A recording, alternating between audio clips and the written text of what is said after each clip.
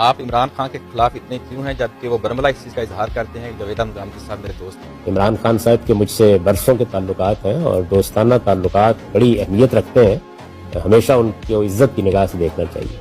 इख्तलाफ करना कोई बुरी चीज़ नहीं है। इख्तलाफ अहले इल्म से भी किया जाता है, दानिश्वरों से भी किया जाता है, सियासी लीडरों से भी किया जाता है, उनकी पॉलिसी से भी होगा। वो इख्तलाफ क्योंकि लीडर लोग हैं, वो लोगों की रहनुमाई करते हैं, तो वो बरमला करना पड़ता है और वो मेरा फ़र्ज़ भी है और मेरा हक भी है।